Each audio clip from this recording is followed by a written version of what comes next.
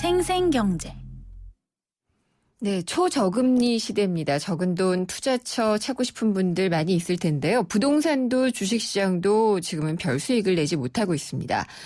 2008년 글로벌 금융위기 이듬해부터요. 지난해까지 투자시장을 조사한 결과를 봤더니 부동산 투자회사 리츠의 수익률이 가장 높은 것으로 나타났던데 그러고 보면은 직접 투자하는 것보다는 이렇게 간접 투자하는 것이 수익률이 더 좋은 시대가 된 것 같습니다.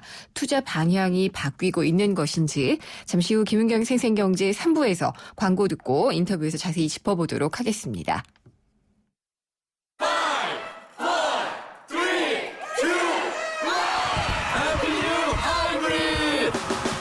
GDI 엔진의 강력한 파워, 16휠 기준 18.2km의 압도적 복합 연비, 새로워진 소나타 하이브리드, 지금 출발합니다.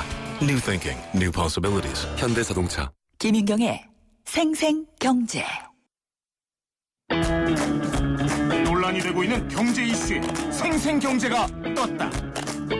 생생경제 오늘의 두 번째 인터뷰는요. 리츠, ELS 등 간접 투자의 수익률이 높은 이유는입니다.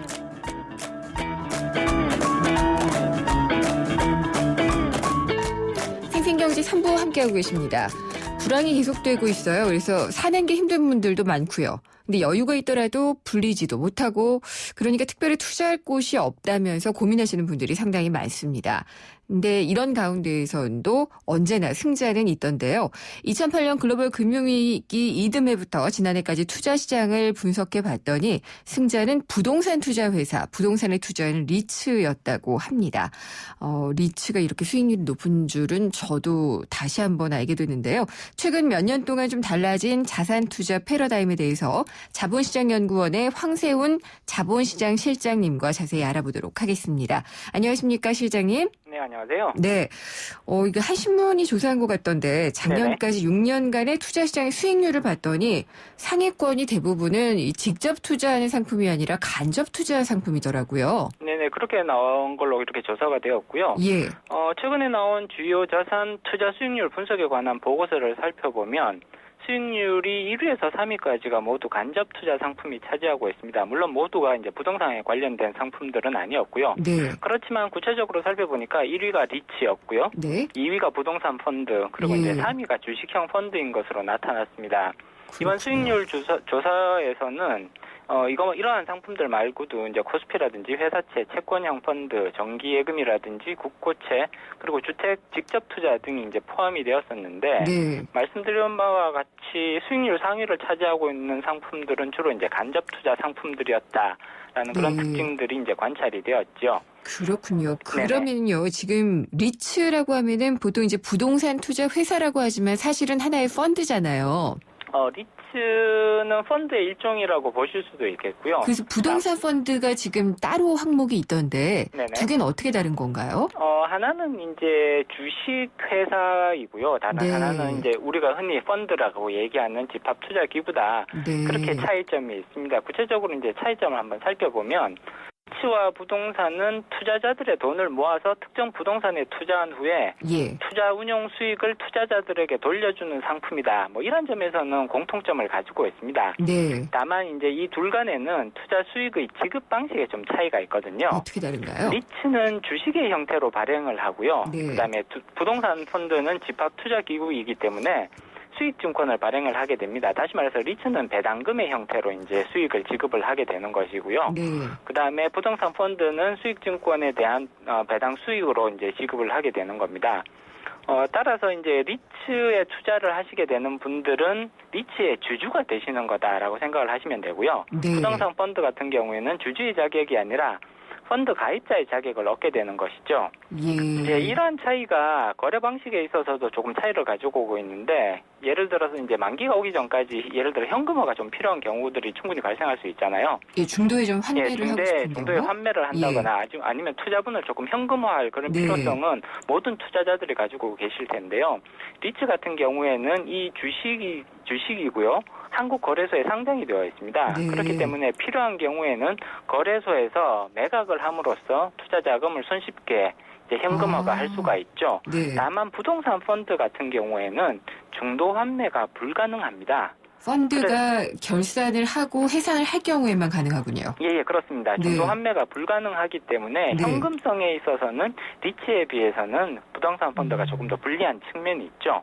그렇지만 이제 이런 불리한 측면에도 불구하고 부동산 펀드가 인기를 누리는 이유는 운용 대상 자산에 대한 규제가 리츠에 비해서는 상대적으로 조금 이렇게 낮은 편이거든요. 예를 들어서 설명해 주실 수 있을까요? 예, 그래서 그럼 예를 들자면 이제 리츠 같은 경우에는 부동산 펀드 같은 경우에는 굉장히 다양한 거의 우리가 생각해 볼 수 있는 대부분의 그 운용 대상이 되는 부동산들을 담을 수가 있는 것 같고요. 네. 리츠 같은 경우에는 굉장히 특정 형태의 부동산들만 담을 수 있습니다. 예를 들자면 상가와 같은 그런 이제 부분들, 네. 그다음에 이제 대규모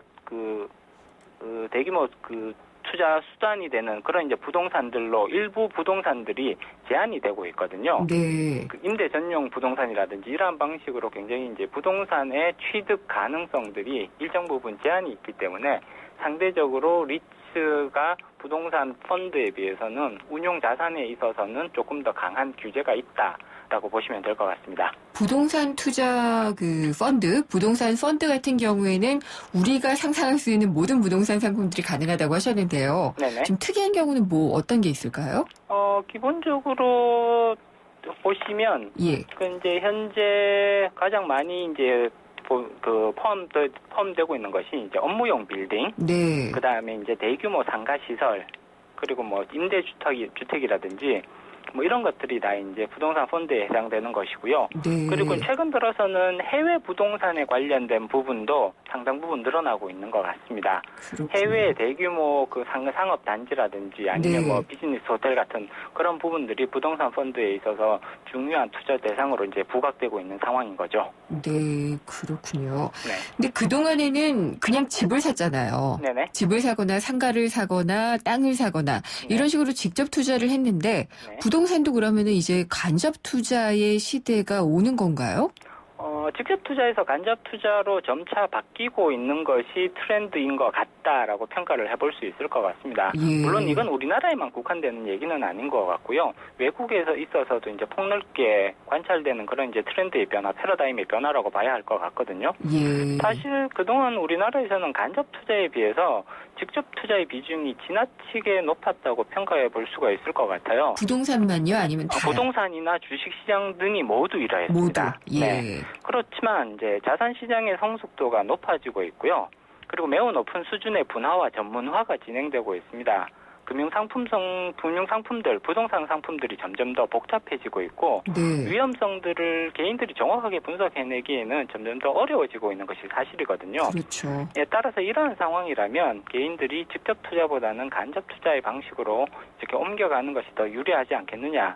또 한 가지 이제 중요한 이유를 들어보면 간접 투자의 경우에는 개인들이 접근할 수 없는 종류의 상품들도 투자가 가능하다. 그런 장점들이 있는 것이죠. 네. 예를 들어서 이제 굉장히 좋은 매물이라고 판단되는 예를 들어 1,000억 원짜리 대규모 상가가 있었다.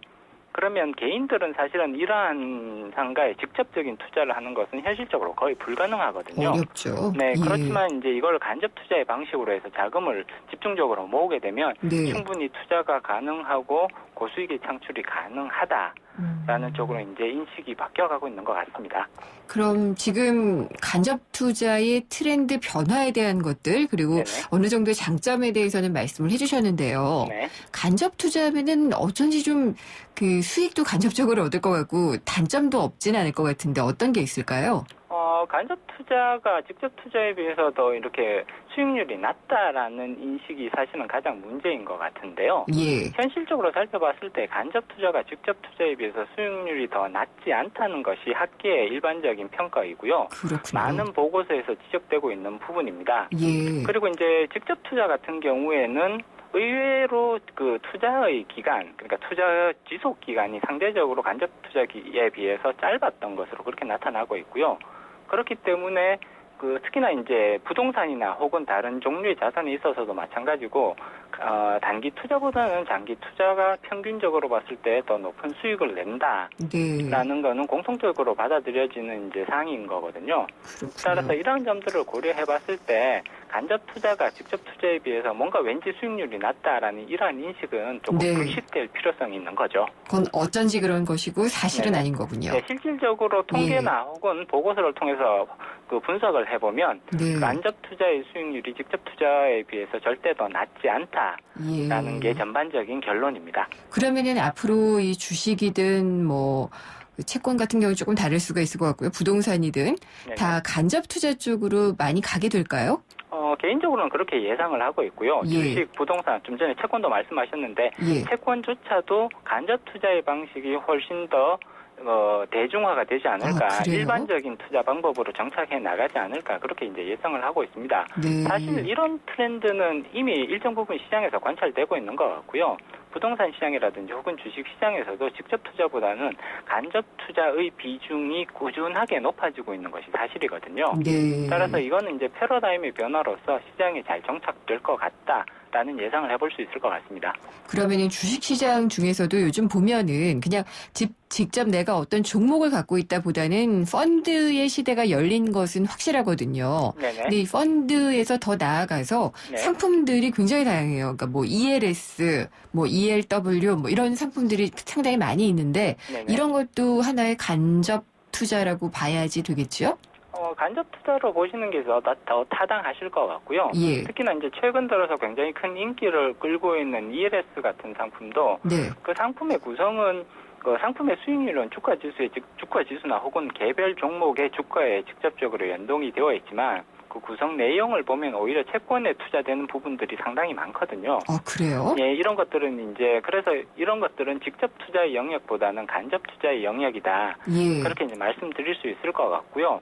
특히 이제 저금리, 저성장, 이게 이제 우리나라 경제에 굉장히 뚜렷한 트렌드로 자리를 잡고 있거든요. 전 세계적으로 그렇죠. 네네, 그렇죠. 예. 그렇기 때문에 이렇게 저금리, 저성장의 시대에 있어서는 당연히 직접 투자를 해봤자 결국은 우리가 기대할 수 있는 수익률이 그 저금리 수준에 준하는 그 정도의 수익률밖에 기대할 수가 없는 부분이거든요. 네. 따라서 간접 투자를 통해서 조금 더 전문적인 그러니까 그 투자 전략의 관리라든지 혹은 위험 관리를 통해서 수익률을 조금이라도 더 끌어올릴 수 있는 가능성이 존재를 하기 때문에 네. 그러한 방식으로 옮겨가는 것이 개인 투자자분들에게도 훨씬 더 도움이 될 것 같다라는 말씀을 드려야겠네요. 그렇군요. 그러면은 우리나라 투자 자산들을 이제 보유 자산들을 네. 분석을 해보면은 대부분 부동산이 차지하고 있는 게 아직까지도 그렇더라고요. 부동산의 비중이 아직까지 절대적으로 높은 수준이라고 볼 수 있고요. 예, 이렇게 일단 간접 투자 시대가 열리게 되면은 네. 자연스럽게 금융자산의 비중이 좀 높아지기도 하겠네요.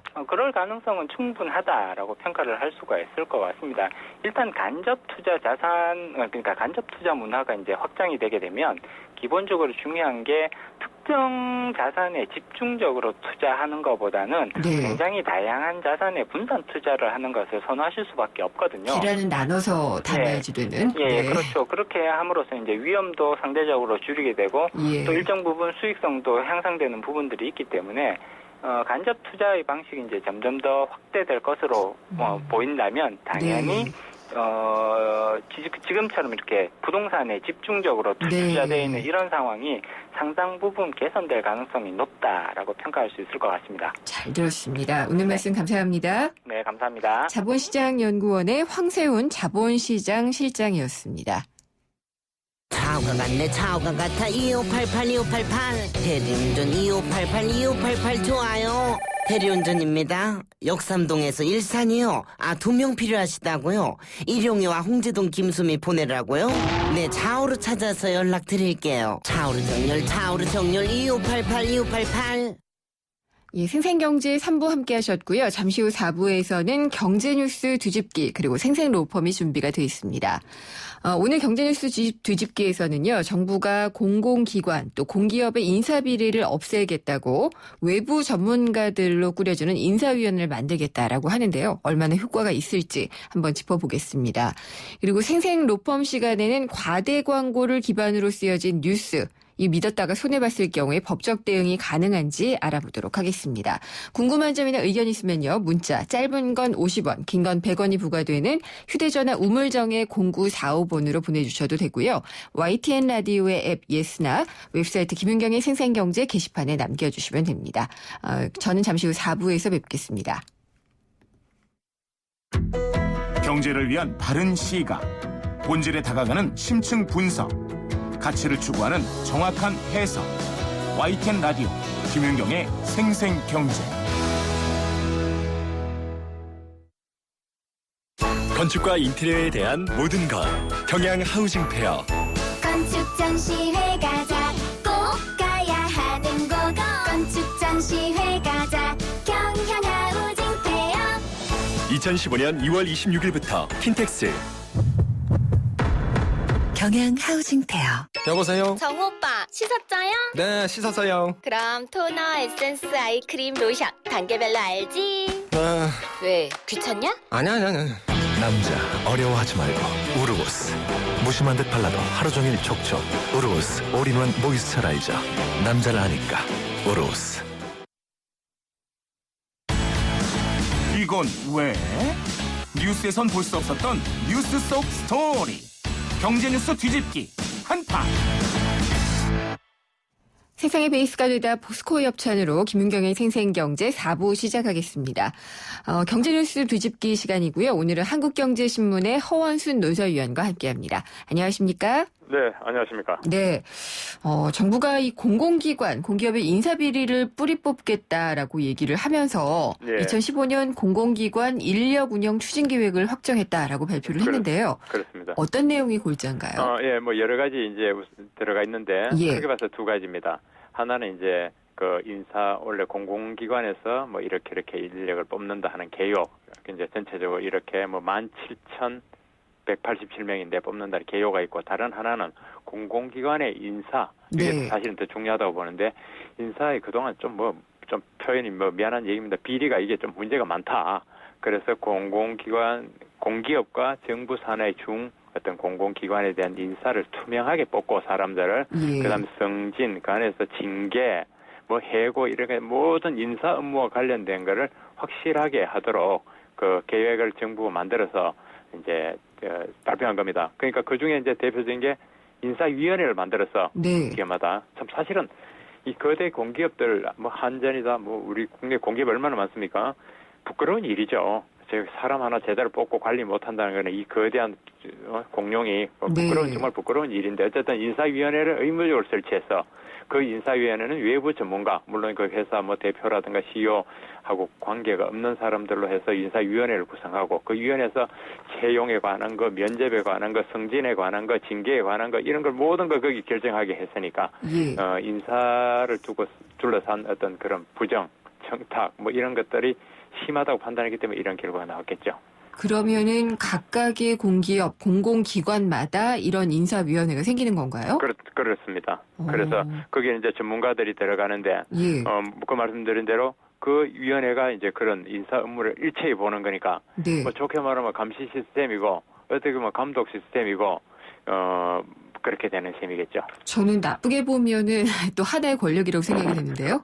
저도 사실은 좀 그렇습니다. 예. 이 위원회 제도라는 게 한계가 바로 그런 겁니다. 네. 그러면 공기업에서 교묘하게 하는 게 위원회를 상대로 해서 뭐 작전을 하고 뭐 로비를 해놓으면 원하는 방향대로 못 가느냐면 그게 아니거든요. 그러니까요. 외부 인사들이 아주 줏대를 갖지 않으면 그 실무급에서 올리는 그런 내용들을 예. 끝까지 다 볼 수 있기 때문에 그게 거수기 역할 혹은 동원된 말하자면 덜러리 구실이 될 수가 있습니다. 예, 그러니까 내부 사정은 사실 내부인들이 제일 잘하니까요. 그럼요. 그걸 예. 자세히 공개를 다 안 하면은 덜러리가 되고, 또는 아니면 그 자체가 또 완장 부대가 돼가지고 폼을 잡고 완전히 그렇죠. CEO 역할을 하려고 할 수도 있어요. 때로는. 예.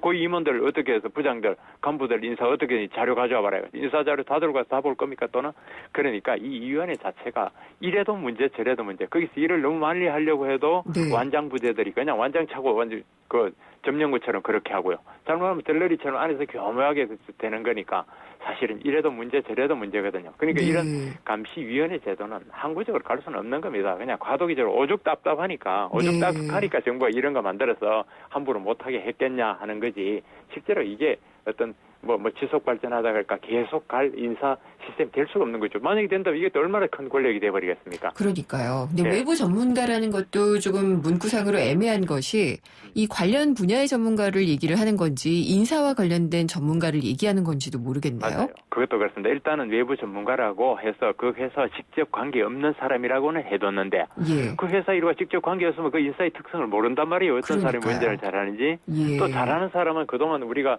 그 한수원, 한국 수력원자력 발전에서 납품 비리에서 보듯이 또 이리저리 막 얽혀있기 때문에 네. 아주 모르는 사람을 관계없는 사람들은 생뚱맞은 사람이 돼버리는 것이고 좀 아는 사람은 또 그 고리 속에 갇히는 사람이 되니까 네. 이거는 오죽 답답하니까 이런 정책을 냈나 하지만 사실은 공기업이나 공공기관이 스스로 자존심을 찾고 인사 문제 예. 정도는 네. 정부가 개입하기 전에 정부가 칼 빼서 이거 해라 저거 해라 몽둥이 휘두르기 전에 우리가 알아서 한다 하는 자존심이 사실 있어줘야 되는 겁니다. 예. 그죠? 그렇죠. 그래서 공기업이나 공공기관들이 오죽했으면은 이런 위원회를 돕겠냐라고 지금 위원님 말씀을 하셨잖아요. 오죽 못했던 그 상황들이 워낙 심각했어요. 예. 그래요. 맞아요. 이게 이제 사실은 저도 뭐 이 단계 차제 전에 감사원에서 어떤 식으로 했느냐 하고 한번 찾아봤습니다. 네. 그런데 감사원이 봤더니 이런 겁니다. 익명을 하긴 했는데 뭐 의약품 관련 그런 공공기관에서 어떤 대학에 계시던 분이 원장으로 왔어요. 네. 그러니까 오니까 자기 제자, 저희가 대학에서 교수를 했을 때 제자 3명을 그냥 연구원으로 고용해버렸는데 아무 조건도 맞지 않는 사람을 그냥 규정 무시하고 지정해버렸죠. 또 어떤 지방 공기업을 보니까 공기업에서 알아서 끼는 거예요. 사장 후보자로 누구 온다 하니까 사장 후보자의 조카를 필기시험도 없이 면접도 없이 때리다 뽑은 이런 경우도 있고 또 이런 거 뭐 발전 자회사 중에서는 발전 회사 이런 게 복잡한 한전이 있고 또 발전 자회사가 있잖아요. 네. 그 발전 자회사가 또 설립한 서비스하는 또 작은 또 손자 회사도 있고 한데 이런 데를 만들어 놨더니 그때는 75명인가를 뽑는데 그냥 뭐 면접도 없이 뭣 없이 그냥 주르륵 뽑으면서 또 모기업에서 퇴직자들 25개가 뽑고 이러니까 이게 투명성도 없고 뭐랄까 공정성 또는 공공성 이런 것도 없는 거예요. 자기 그냥 주변 사람들을 데려오는 이런 문제도 상당히 크고요. 예, 그러니까 그게 다 뭐 우리가 다 그랬다고 말할 수는 없지만은 예. 그런 문제가 있는 거죠. 원래 이 공공기관에 제가 지금 이야기한 이 정부가 이런 규정을 참 적용하라고 한 공공기관에서 뽑는 인력이 이 취업난에 이 어려운 이 고용 대란에 17,000명을 뽑습니다. 네. 정확하게 말하면 17,187명을 뽑거든요. 이 중에는 이제 고졸직이 2,075명이고 어쨌든 작년보다 조금 늘었습니다. 예. 그러니까 이 공공기관에 취업하려고 우리 젊은 세대들 혹은 중간에 또 경력자 중에서 얼마나 들여다보고 있겠습니까? 그렇겠죠. 그죠? 그러니까 들여다보는데 여기에 뭐 어쨌든 했는데 아유 나 실력 없어 떨어졌나 봐 내년에 봐야지 아니면 다른 데 맞춰야지 이러면 괜찮은데 야 그렇고 그렇다더라 그게 스트레스 뭐 그중에 많으면 얼마나 많겠습니까만 어쩌라 소수라도 그렇게 이상하게 뽑고 들어가서도 이상 과정으로서 오래되고 이래 된다면 그 떨어진 그 취업의 뜻을 못 이루는 사람은 쉽게 수긍을 안 하겠죠. 그런 문제를. 그죠? 공개뿐만이 아니라 이제 민간에서도 그런 얘기들이 종종 나오는데요. 현실성은 얼마나 있는지 모르겠지만 이 심사 기준이 어떤 것이었고 이 사람이 왜 떨어졌는지에 대한 개별적인 설명을 해주는 게 필요하다 이런 얘기들이 가끔씩 나오거든요. 민간 부분은 공공기관하고 사실은 약간 달리 볼 수가 있습니다. 네. 민간 부분은 이런 게 있더라고요. 대기업도 그렇고 중소기업도 그렇고 그 종사자들에서 가점이 있죠. 네. 이제 그게 문제가 되는 겁니다. 그죠? 노조 같은 데서는 내가 근무했으니까 30년 했으니까 내 자식도 채용해달라. 이제 어떤 기업에는 공공연하게 갈 수도 있고 한데 그거는 양면성이 있을 거예요. 예를 들어 사기업의 팔레시인데다가 예컨대 사기업에 오래 종사했던 사람이 우리 회사를 더 잘한다. 예사심도 더 있다. 그리고 어렵게 됐을 때 회사를 더 이해할 것이다. 뭐 이런 이유도 있을 텐데 그럼에도 불구하고 그건 논란이 되겠죠. 그러나 양면성에 있어서 예사심이 더 있는 사람을 가산점을 줘서 뽑을 것이냐. 아니면은 이것도 상장되고 공개된 기업인 만큼 완전 공개 절차를 거쳐 똑같이 하게 할 것이냐.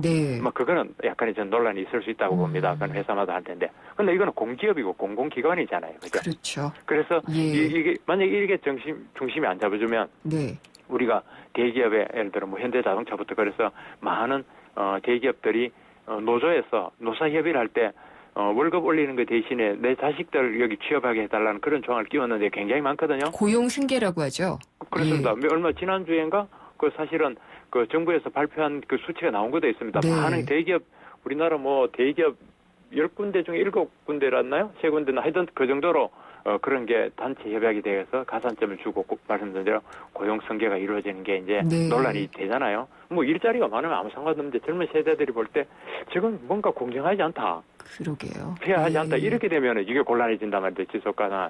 근데 그런 것들이 공공기업, 공무원은 말할 것도 없고 네. 공무원에서 한 발 떨어진 공기업이나 중공공기관에서 좀 클리어하게 해줘야 된다. 네. 그죠? 알겠습니다. 그러면은 그 위원님 보시기에는요, 예.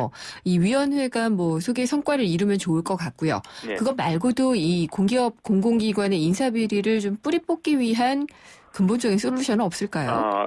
첫째는 우선은 이 인사위원회 제도는 공기업 비리를 근본적으로 과연 뽑을 수 있는지 저는 사실 좀 회의적입니다. 이 네. 위원회에 대한 아까 우리가 계속 이야기 나눈 제도로 양면성 때문에 네. 그렇고 다만 이제 위원회가 자꾸 감시 감독을 잘하고 여기서 휘둘리지 않게 해가지고 방향을 잘 잡아주고 네. 그럼에도 불구하고 전번에 한수원처럼 납품 비리 못지않게 거기 서비스 비리 못지않게 이게 있으면 결국 뭐 감사원이 나서는 것이고 예. 총리실 산하에 무슨 감찰반 같은 게 있잖아요. 네. 그런 데 나서고 또 검경이 이렇게 한 번씩은 보겠죠. 그래가지고 정말 이 문제가 있다 하는 데는 이제 들어가게 되고 수사를 하게 되고 감사를 하게 될 텐데 그런 식으로 해서 건절된다면 이 참 거대 기업이 하기엔 너무나 불명예스럽고 내가 볼 네. 때는 자기네들 자존심 잃는 일이다 이거죠. 스스로 규정을 딱 만들어 가버리면은 예. 아무 문제가 없을 건데 사실 공공기업이 뭐 금융, 뭐 가스, 전기 너무너무 많은 분야를 네. 독점적으로 그렇죠. 자기네들 운영하잖아요. 그죠? 자율적으로 좀 잘해야 이렇게 타율적으로 규제받지 않고 인사 비리도 없앨 수 있는 방법이다라는 말씀이시죠? 스스로. 네. 스스로. 그겁니다. 알겠습니다. 말씀 예. 잘 들었습니다. 예. 감사합니다. 예. 한국경제신문의 허원순 논설위원이었습니다. 생생경제를 다양하게 만나는 방법.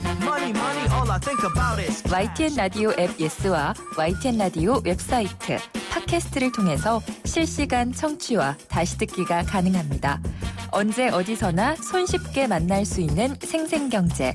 참 좋다.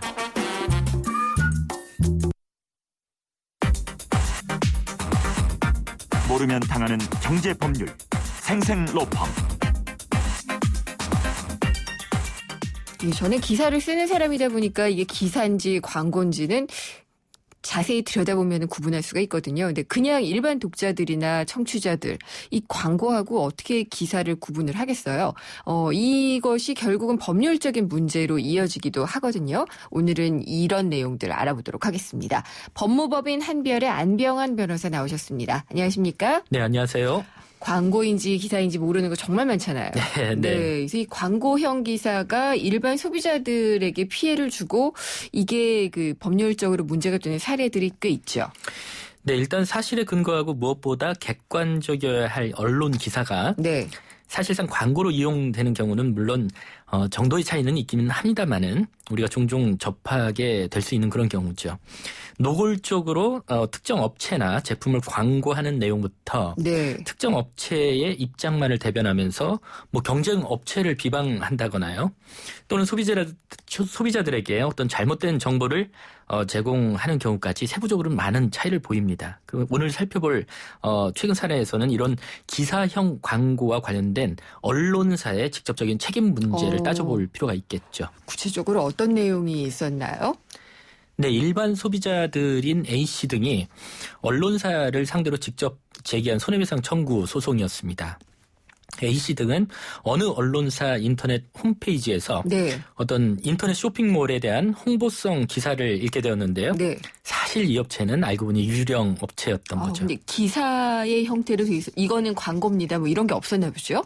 그렇습니다. 네. 그래서 A씨 등은 해당 언론사의 기사 내용을 믿고 제품을 구입했다가 결국 물건도 받지 못하고 돈만 떼이게 된 사기 피해를 입게 됐습니다. 네. 이 경우 해당 업체가 유령 업체이다 보니 실질적인 재산을 가지고 있을 리는 없었기 때문에 결국 이 피해자들은 네. 직접 해당 언론사를 상대로 왜 잘못된 광고를 기사 형식으로 게재를 했는지 네. 이 부분은 잘못이 아니겠느냐라고 따져 물으면서 손해배상 청구를 한 경우죠.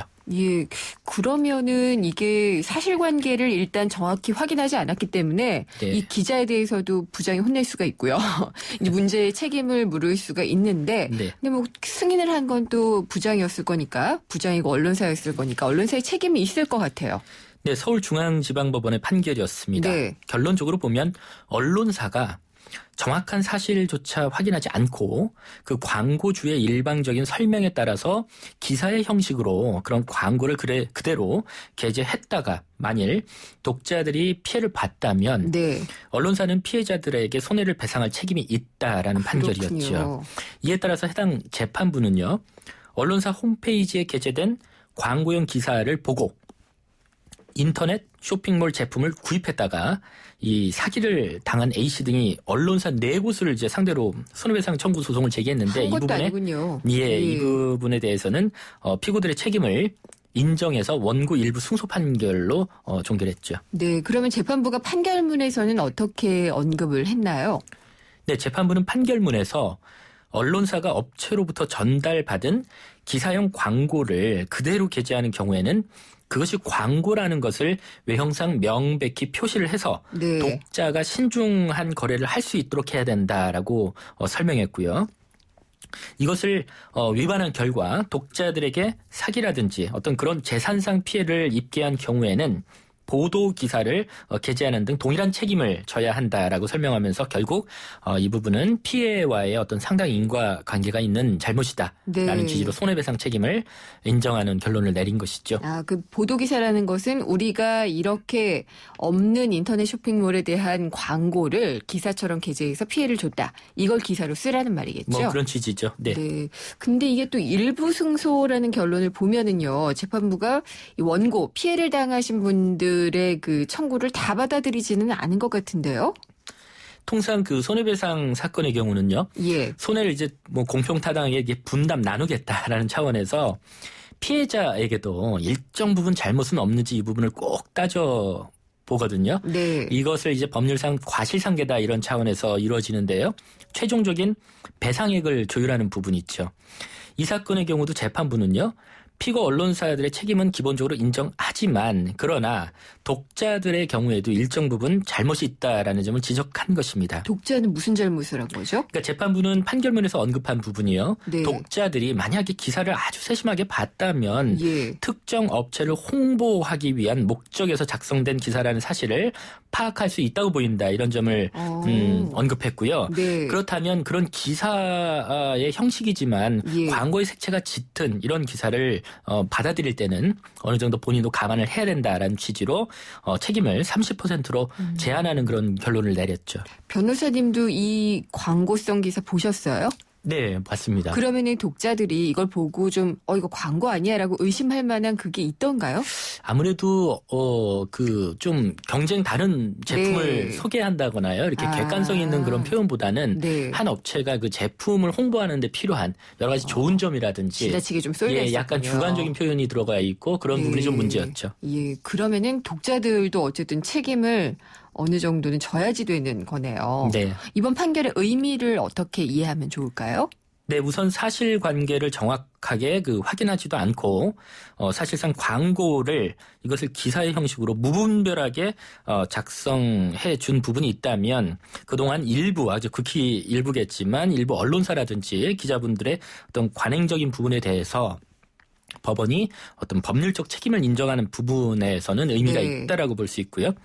특히 소비자들의 어떤 피해와 그다음에 해당 광고용 기사와의 법률적인 인과관계를 넓게 인정한 부분은 결과적으로 소비자의 보호를 위해서 바람직한 법 해석이 아닌가 이렇게 생각이 듭니다. 그렇군요. 근데 이렇게 잘못된 광고형 기사는 물론이고요. 혹은 이제 잘못된 신문 기사나 뭐 방송 기사나 이런 기사 때문에 피해를 입게 될 경우가 있잖아요. 네. 이럴 때는 어떻게 대처를 하면 되나요? 네, 일단 소송이라는 것은 너무 극단을 예. 거둘 수 있죠. 그다음에 비용이나 시간도 많이 들고요. 망설일 수 일단은 다 있는데요. 소송 건다 이렇게 얘기들 그렇죠. 하시더라고요. 뭐 선진국에서는 ADR이라고 해서 대체적인 어떤 분쟁 해결 수단을 많이 마련하고 있고 네. 우리도 ADR의 일종인 어떤 중재제도가 있죠. 언론중재위원회. 그렇습니다. 예. 인터넷상으로도 신청이 가능하고요. 네. 잘못된 보도를 통해서 피해를 입었다라고 한다면 언론중재위원회를 통해서도 어떤 내부 조정이나 중재를 정식으로 신청해 보시는 것도 좋은 방법이 될 수 있습니다. 하지만 이런 노력에도 불구하고 원만한 해결이 어렵다거나 네. 또는 기사의 게재로 인해서 돌이킬 수 없는 피해가 하루가 다르게 아주 늘어난다. 이렇게 급박한 상황이라면 해당 기사에 대해서 또 가처분 신청을 생각할 수 있거든요. 기사에 대해서도요? 그렇습니다. 네. 그래서 이 사건과 같이 직접적인 가해자들에 대해서도 뭐 손해배상 청구도 할 수 있겠고요.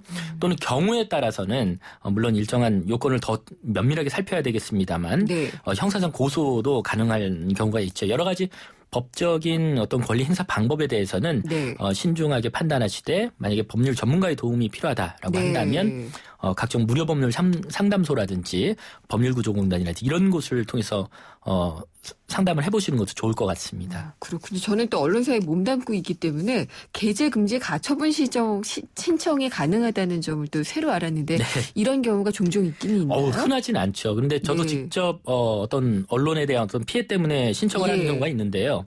법원이 사안에 따라서 굉장히 이게 급박하다라고 한다면 네. 정규 방송이나 이 스케줄을 보고요. 내려라. 그 전에 이거군요. 이제 가처분을 통해서 임시 네. 지위를 정하죠. 네, 그렇군요. 이 관련된 내용해서 마지막으로 참고할 부분이 있다면 좀 더 알려주시죠. 네, 잘못된 표시 그리고 광고와 관련해서는 별도로 표시 광고의 공정화에 관한 법률이 현재 시행 중에 있습니다. 네. 줄여서 우리가 표시광고법이다 이렇게 흔히 표시광고법. 말하는데요. 네. 소비자를 아주 속이거나 기만하거나 뭐 잘못 알게 하는 그런 광고에 대해서 일반적인 규제를 가하고 있죠. 최근에는요. 이런 어떤 기사 형식 외에도 블로그 형식이 상당히 많잖아요. 이거 많죠. 네, 그래서 네. 블로그 형태를 통해서 교묘하게 이제 광고하는 부분도 문제가 되고 있거든요. 예. 그래서 그 내용이 허위 인증도 중요하겠지만 만약에 특정 업체로부터 뭐 대가를 받고 작성한 광고라든지 블로그 네. 글에 불과하다면 이런 취지를 미리 좀 알리고 예. 이것은 광고 형식의 블로그다라고 신사답게 네. 알리고 광고를 게재하라 이런 취지가 또 최근에 공정위의 입장이죠.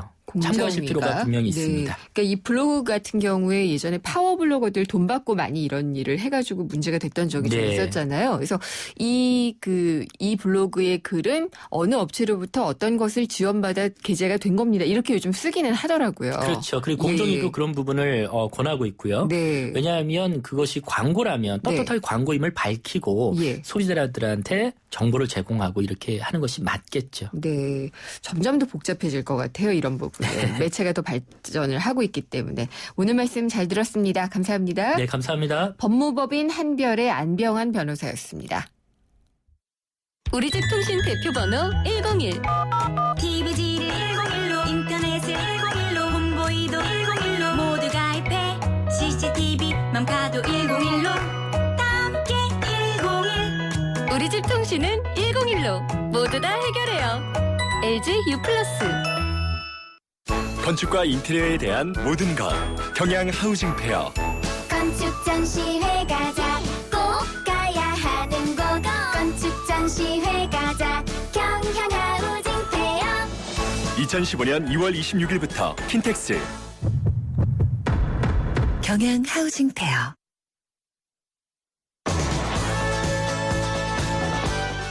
네, 오늘 워낙 많은 일이 있다 보니까 생생경제도 좀 복잡하게 돌아갔던 것 같아요. 이완구 총리 후보자에 대한 국회 임명 동의안이 통과를 했죠. 우여곡절 끝에. 그러면서 중간에 저희 중계도 좀 했었고, 그렇지만 좋은 내용들도 많이 있었습니다. 점점 직접 투자보다는 간접 투자 쪽으로 투자 시장이 옮겨가고 있고, 그것이 개인들의 어떤 투자자들의 리스크도 회피할 수 있는 방법이 되고 있다는 이야기도 있었거든요. 저희 생생경제 끝나도 홈페이지 또 스마트폰 애플리케이션 예스를 통해서 다시 들어보실 수가 있습니다. 그리고 인터뷰 내용은 전문으로도 확인하실 수가 있고요. 트위터, 페이스북 페이지를 통해서도 방송 이야기 또 방송의 뒷이야기도 함께 확인해 보실 수가 있습니다. 저는 다음 시간에 찾아뵙겠습니다. 김민경이었습니다.